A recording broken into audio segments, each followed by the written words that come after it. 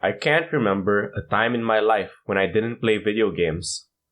At 2 years old, my father got me into gaming, and it didn't take long for my younger brother to join in the fun. Growing up, it became the primary way that my family bonded with each other. I remember how my brother would pester us to play a Power Rangers video game with him. I remember playing turn-based RPGs and talking with my brother and mother about our individual playthroughs. I remember watching in awe and horror as my father played Resident Evil or Alone in the Dark. I remember spending weekends passing the controller around with some kids from the neighborhood, playing multiplayer games on our PlayStation. Believe it or not, video games are really helpful for my early life experiences. I learned how to share from taking turns playing single-player games with my brother.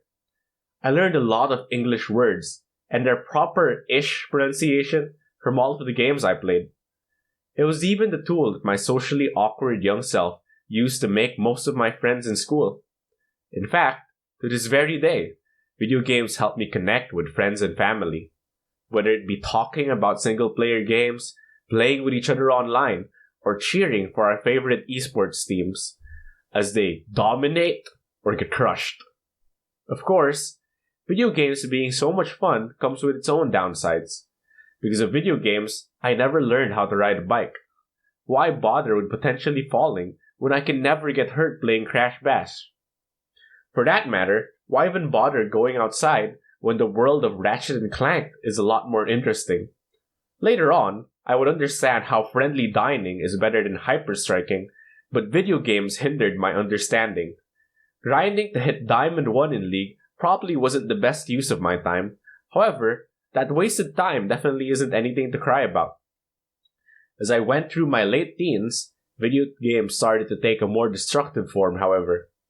As I grew up, the problems I faced grew with me. The problems grew faster than I could learn to handle. Rather than deal with them, I started to retreat into video games. Playing long and time-consuming video games like Skyrim and Oxygen Not Included became how I ran away from my problems. Video games allowed me to hide from the responsibility of facing my problems and learning from them. This would continue until the problems themselves became too big to ignore. Too big that the problems would just consume me. After about the 5th time this happened, I decided to finally reflect on why I was acting this way. What I found was that the part of me that wanted to play video games had too much power. It overpowered my desires to go outside and to learn new things. Most importantly, it overpowered that part of me that wanted to recognize and solve my problems. Put it another way, video games became the most important thing in my life. I knew that wasn't the way I wanted to live. So I decided to start saying no to that part of me that just wanted to play video games, as difficult as it was. So I stopped playing video games as much as I did. Did that mean that I just cut video games out of my life completely? Of course not. Video games still allow me to do so many wonderful things. It did mean that my desire to play video games is now a problem I contend with.